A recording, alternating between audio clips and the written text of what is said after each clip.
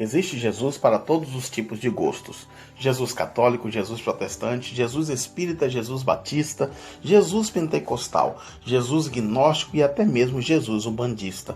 Jesus virou uma série de produtos em que o ser humano escolhe de acordo com a sua crença pessoal, aquele que lhe convém, tal como uma mercadoria escolhida na prateleira de um supermercado. Dezenas de milhares de livros já foram escritos sobre Jesus, apresentando-o com múltiplas facetas, um guerreiro que lutava pela libertação de Israel, uma espécie de Che Guevara judeu, um mágico que se casou com Maria Madalena, um hippie, um fariseu, um zelote que luta contra os domínios de Roma, pregando a violência e a prática de atos terroristas.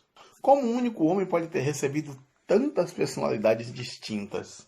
Para muitas pessoas, ainda que elas não expressem, não é importante buscar Jesus como ele realmente é, mas sim como nós queremos que ele seja.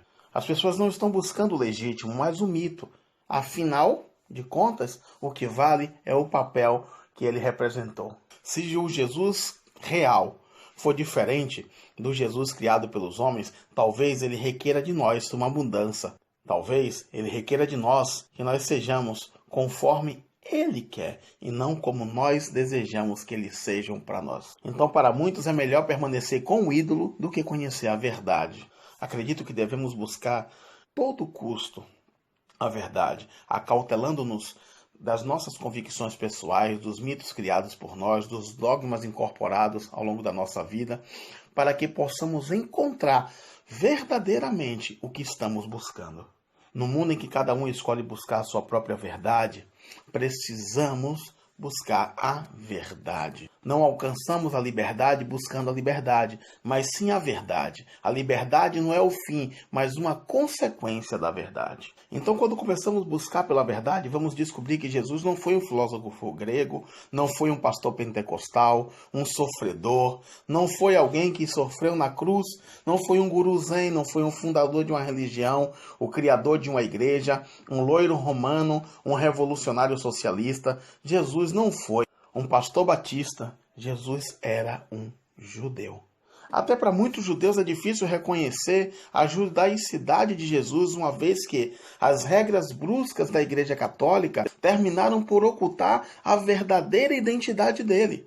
Durante séculos de Inquisição, a Igreja Católica, onde milhares de judeus foram mortos em nome de Jesus, Calvino, um dos pais da Reforma Protestante, condenou os judeus à morte, à fogueira, pelo simples fato de os israelitas não crerem na doutrina da Trindade e ser contrário ao batismo de crianças.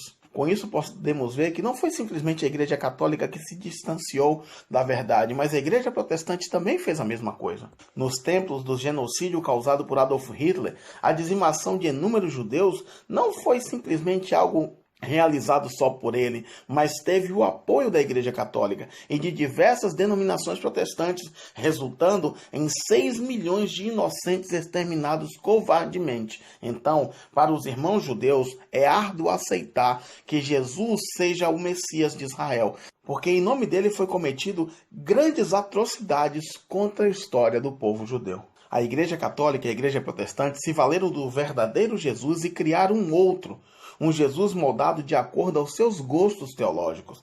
O Jesus católico e protestante é loiro de olhos azuis, falante de língua grega e que veio para os judeus que o rejeitaram. Assim, Jesus também abandonou os judeus e os seus discípulos criaram uma nova religião para salvar os gentios, deixando de lado o judeu. Nessa nova religião, os gentios tomaram o lugar dos judeus no reino. A Igreja Católica e Protestante é um instrumento para a salvação. O Antigo Testamento foi revogado e o Novo Testamento é o que vale agora em substituição, porque tudo é pela graça. As festas pagãs tomaram o lugar das festas bíblicas. Enfim, o cristianismo é o sucessor do judaísmo. Esta é a imagem do Jesus cristão. Entretanto, o Jesus cristão não corresponde à verdade do Salvador da humanidade. Foi Jesus, sim, um judeu e Salvador do mundo. Ele é o Messias de Israel. Bom, em primeiro lugar, Jesus não falava grego, falava hebraico e aramaico. Jesus não poderia ser chamado de Jesus. Por quê? Como assim? Tanto no hebraico quanto no aramaico não existia a letra J. Por consequência, nunca existiu um homem chamado Jesus, e sim Yeshua. A nova religião tratou de romper os laços com o passado, mudando o nome de Yeshua para Jesus, e assim estava resolvido o problema. Na cultura semita, o nome indica o caráter da pessoa. Daí, apagar o nome Yeshua equivale a destruir o seu caráter israelita, possibilitando a criação de um novo Salvador, moldado pela teologia cristã, segundo a vontade dos católicos e evangélicos. Bom, é bom que se diga que Jesus não veio criar uma nova religião, mas sim para ser o Messias de Israel, oferecendo a salvação para todo aquele que nele crê, independente de ser judeu ou gentil. Yeshua não ordenou a criação do cristianismo, mas sim restaurar a base do judaísmo.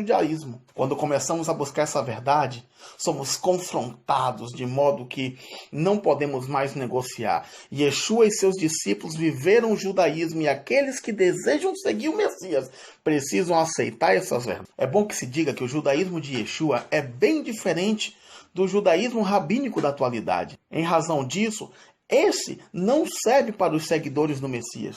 Infelizmente, esse é um erro comum. As pessoas descobrem que Yeshua pregou o judaísmo e terminam por adotar as práticas do judaísmo rabínico do século XXI, sendo certo que esse está repleto de ensinos que foram duramente criticados pelo Messias.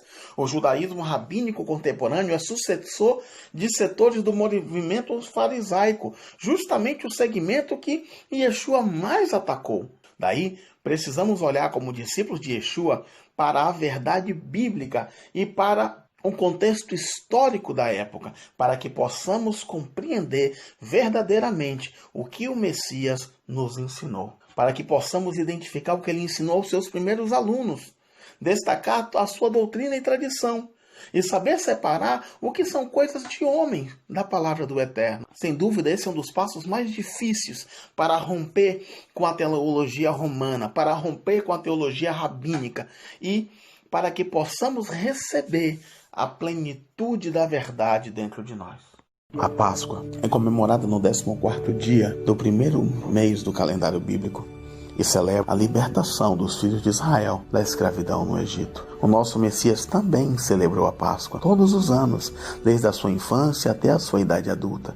E foi na Páscoa que ele declarou: "Este é o meu corpo que é partido por vós. Fazei isso em memória de mim." E tomando do cálice, ele disse: "Esse é o novo testamento no meu sangue. Fazei isso todas as vezes que beberdes em memória de mim." Portanto, devemos celebrar a Páscoa com entendimento, não com misticismo, mas com fé, porque o Messias é o Cordeiro do Eterno que tira o pecado do mundo. Ele nos resgatou, ele nos comprou, ele nos lavou no seu sangue e por isso podemos celebrar a Páscoa com alegria. É na Páscoa que o Messias instituiu para que nós possamos fazer a nossa ceia em memória do seu sacrifício, em comunhão uns com os outros e em esperança do porvir. Todos aqueles que desejam restaurar a fé bíblica, devem celebrar a Páscoa. E na Páscoa devemos declarar: "Bendito é aquele que vem em nome de Adonai."